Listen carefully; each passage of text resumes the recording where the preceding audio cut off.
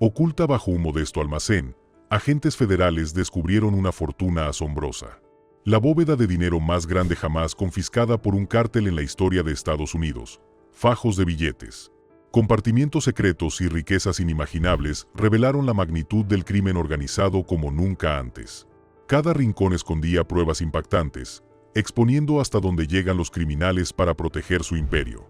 Desde los vínculos del cártel más grande hasta el imperio de Pablo Escobar, lo que encontraron dentro no solo dejó atónitos a los investigadores, sino que puso a prueba todo lo que creíamos saber sobre el alcance y la sofisticación de los cárteles modernos. Número 4. Evaluación de la bóveda de efectivo más grande de un cártel en Estados Unidos. En una operación impactante, el FBI confiscó lo que podría ser la bóveda de efectivo más grande vinculada a un cártel en la historia de Estados Unidos, buscando cientos de cajas de seguridad en bóvedas privadas estadounidenses en Beverly Hills. La compañía había sido acusada de presunto tráfico de drogas, lavado de dinero y vínculos con actividades de alto nivel de un cártel. De solo 369 cajas, los agentes confiscaron $86 millones en efectivo junto con millones más en oro, plata, relojes de lujo, joyas de piedras preciosas e incluso $1,3 millones en fichas de casino de Las Vegas. Los fiscales argumentaron que los activos estaban vinculados a actividades delictivas, aunque no presentaron ninguna prueba que respaldara la afirmación. Bajo las leyes de decomiso de Estados Unidos, el gobierno puede incautar activos sospechosos de ser delictivos con pruebas mínimas, muy por debajo del estándar requerido para una condena penal. Los críticos dicen que esto da a los fiscales un amplio poder para confiscar la propiedad primero y justificarla después, mientras que los funcionarios de Los Ángeles sostuvieron que los artículos incautados parecían sospechosos, citando grandes sumas de efectivo inexplicables y conexiones con personas con antecedentes penales. Sin embargo, la posesión de cualquier cantidad de dinero es legal. La redada se desarrolló durante 5 días en un tranquilo centro comercial de Beverly Hills. Los agentes del FBI devolvieron aproximadamente 75 cajas y planeaban liberar al menos 175 más. Aunque no reconocieron ninguna evidencia de irregularidades en esos casos, muchas otras cajas permanecieron sin reclamar ni identificar. La acusación formal acusó a las bóvedas privadas estadounidenses de promocionarse entre clientes que buscaban el anonimato de las autoridades policiales y fiscales, y algunos empleados presuntamente ayudaban a los clientes a convertir efectivo en oro para evitar el escrutinio. Los titulares de las cajas se enfrentaban a una difícil disyuntiva: entregar sus bienes o ir a los tribunales, exponiendo sus identidades y arriesgándose a pagar altos honorarios legales.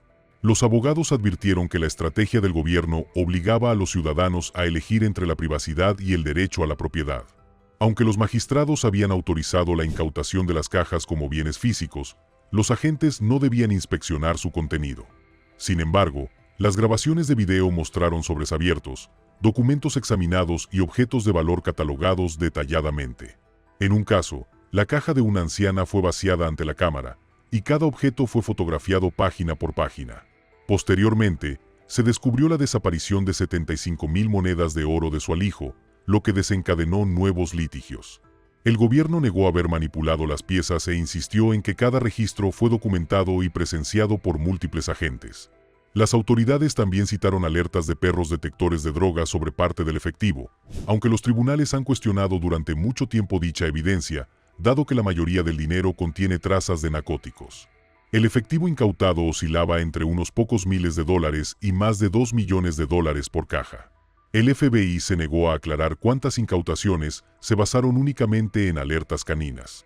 La redada reveló un mundo oculto de asombrosa riqueza, encerrado en secreto, convirtiendo la vida de quienes se encontraban en ella en una disputa de alto riesgo por la propiedad, la privacidad y el alcance del poder gubernamental.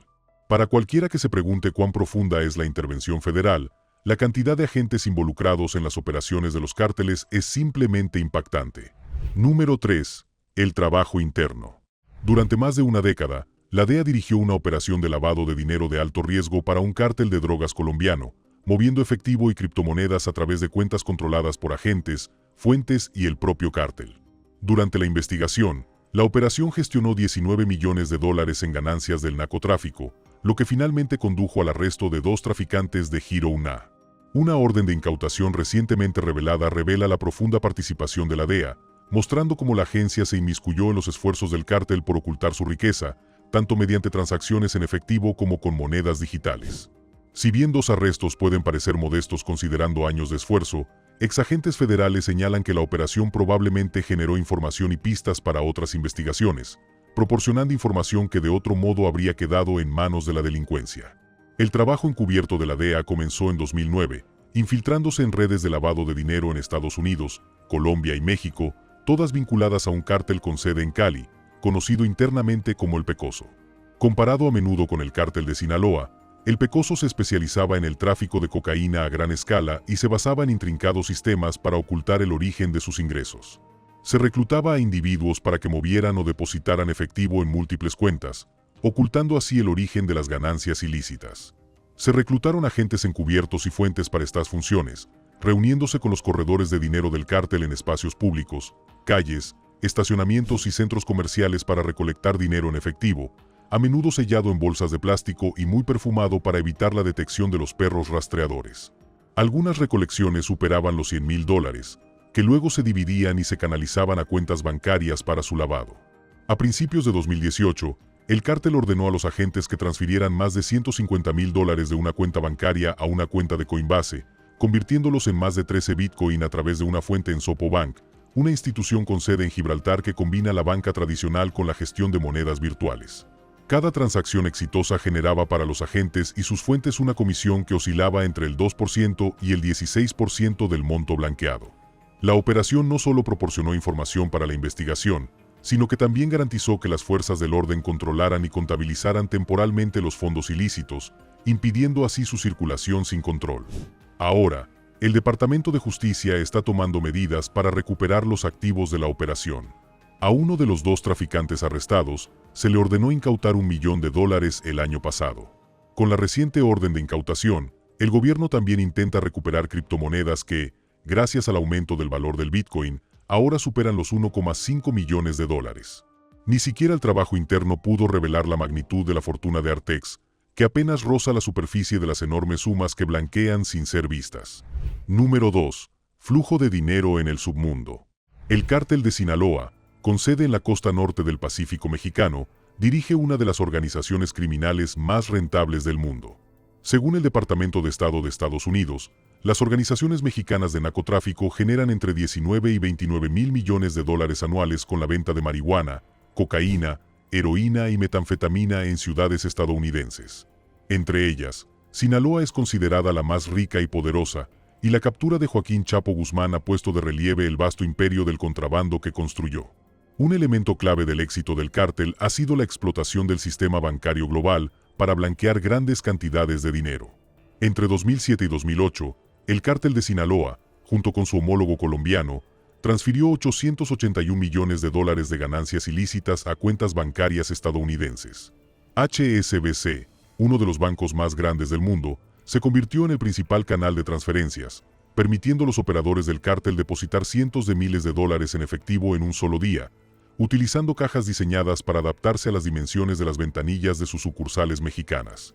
Investigaciones posteriores revelaron que se ignoraron los controles básicos contra el lavado de dinero, y que la filial mexicana transfirió $7,000 millones a cuentas estadounidenses correspondientes en Nueva York.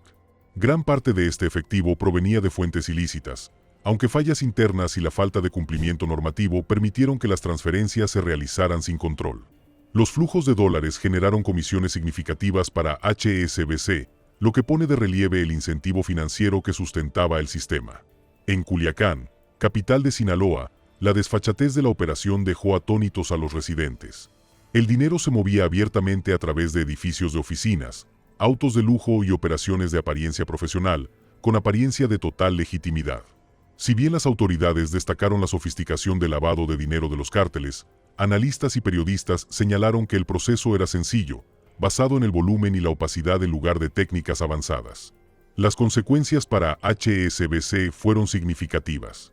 El Departamento de Justicia de EUU impuso sanciones en decomisos por un total de $1.900 millones por incumplimiento de las normas contra el blanqueo de capitales y por ocultar transacciones prohibidas con países como Irán y Cuba. En respuesta, HSBC implementó reformas, reforzó los sistemas de monitoreo y amplió su personal de cumplimiento normativo en materia de delitos financieros, incrementando su plantilla a tiempo completo en un 54% entre 2012 y 2013. A pesar de estos esfuerzos, el sistema bancario sigue siendo vulnerable.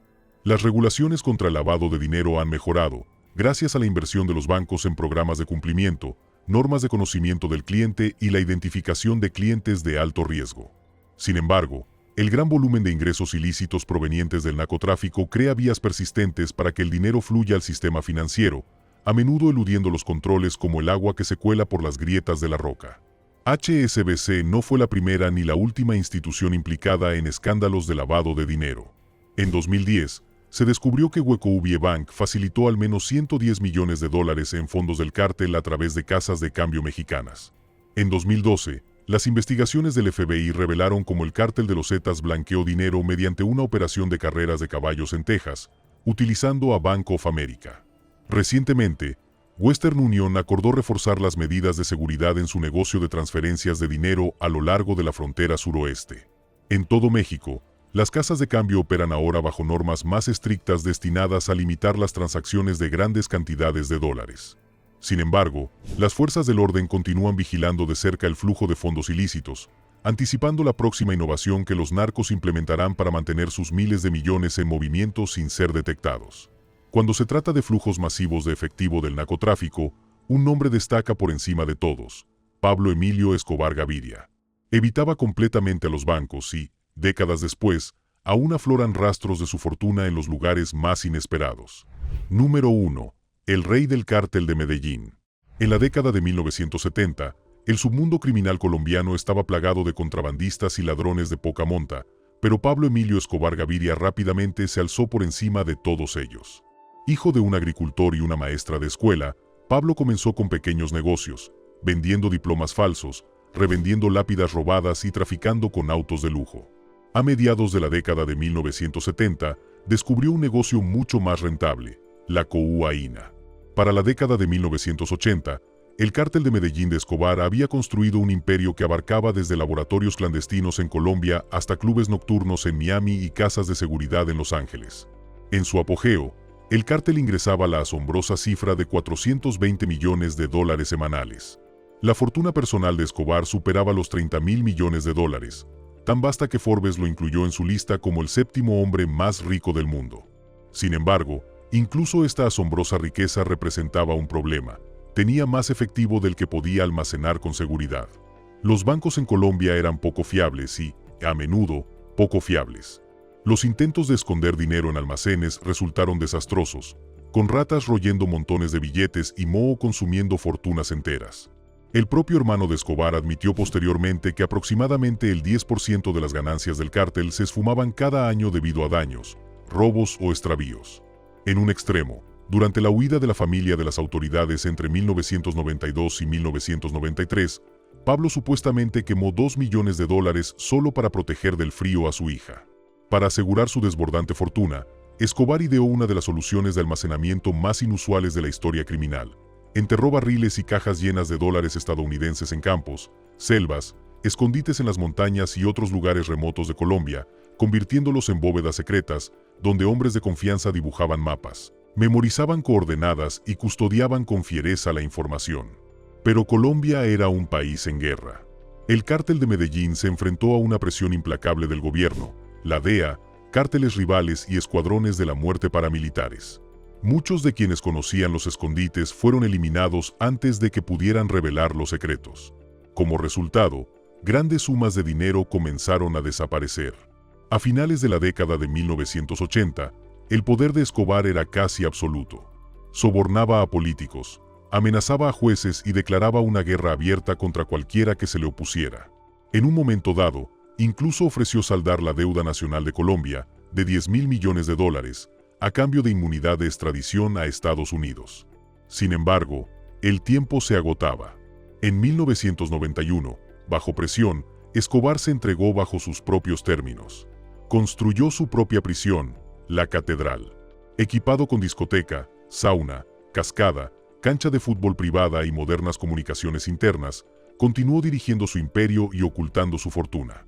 Su eventual escape desencadenó una incesante búsqueda que involucró a la inteligencia estadounidense, las autoridades colombianas y cárteles rivales. El 2 de diciembre de 1999, un día después de cumplir 44 años, Escobar fue rastreado hasta una casa de seguridad en Medellín. Al intentar huir por los tejados, recibió un disparo mortal, aunque algunos creen que se quitó la vida, prefiriendo la muerte en Colombia antes que la cárcel en Estados Unidos. Tras su muerte, las autoridades confiscaron sus mansiones, vehículos, aviones y otras propiedades, mientras cárteles rivales saqueaban todo lo que encontraban. Su esposa e hijos huyeron bajo nuevas identidades, alegando posteriormente que la familia había heredado poco. Incluso con estas incautaciones, grandes cantidades del dinero de Escobar nunca aparecieron. Los investigadores estiman que más de 10.000 millones de dólares de su fortuna permanecen enterrados por toda Colombia, ocultos en barriles oxidados, cajones podridos y fosas olvidadas en campos, selvas y montañas. Con el paso de las décadas, algunos de estos alijos han resurgido, convirtiendo la leyenda en realidad.